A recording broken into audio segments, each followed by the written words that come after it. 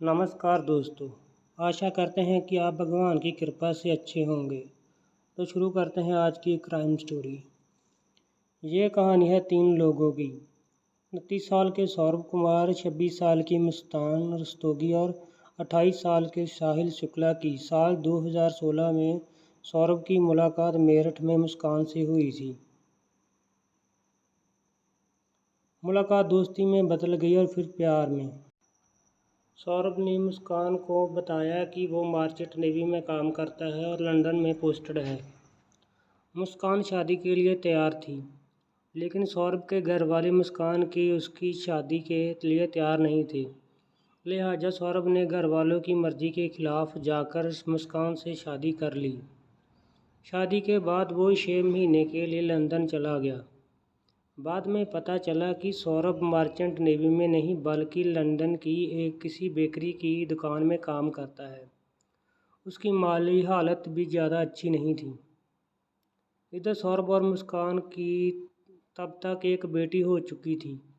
बेटी होने के बाद अब सौरभ घर वालों के उसके करीब आने लगे, मगर तभी कहानी में एक नया ट्विस्ट आ जाता है।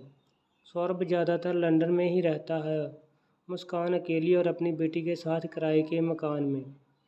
इसी दौरान मुस्कान की मुलाकात उसी मोहल्ले में रहने वाले साहिल शुक्ला से होती है।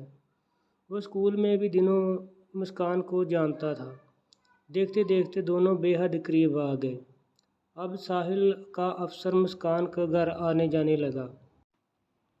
यहाँ तक कि दोनों घर में शराब भी पीते थे और नशा भी करते थे।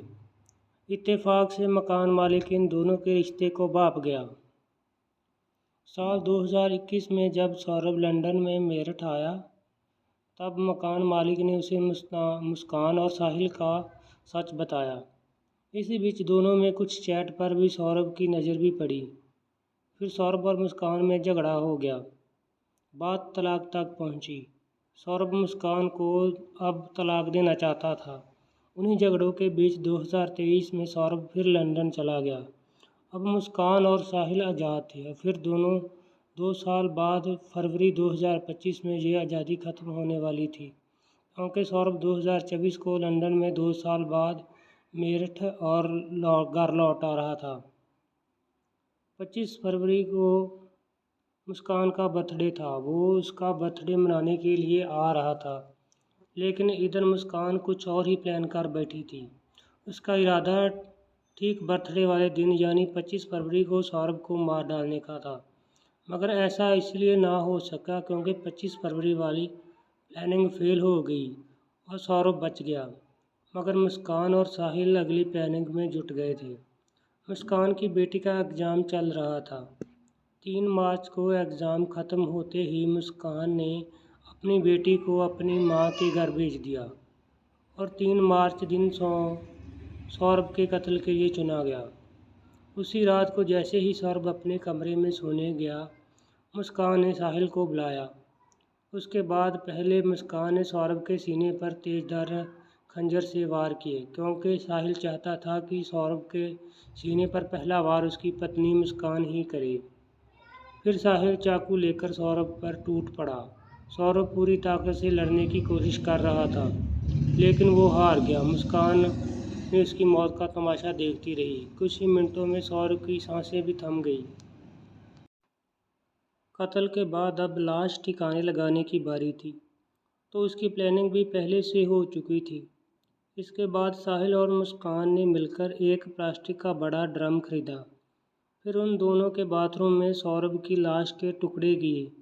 उन्हें एक बार बोरे में भरा और इसी बोरे को ड्रम में डालकर डाल दिया। फिर इस ड्रम को सीमेंट का गोल बना दिया, यानी वो ड्रम सौरभ की ठोस कब्र बन चुका था।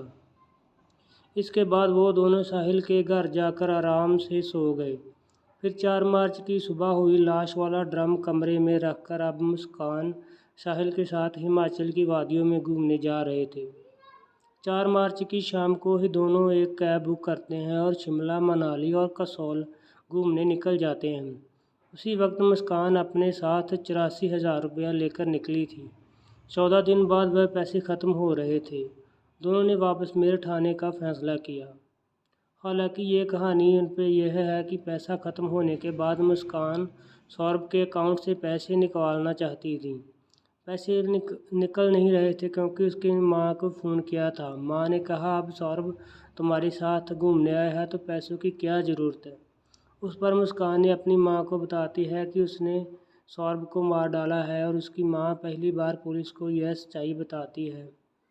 इसी के बाद 18 मार्च को पुलिस मुस्कान के घर जा पहुंचती है और फिर नीले रंग के ड्रम से सौरभ की सच्चाई बाहर आ जाती है।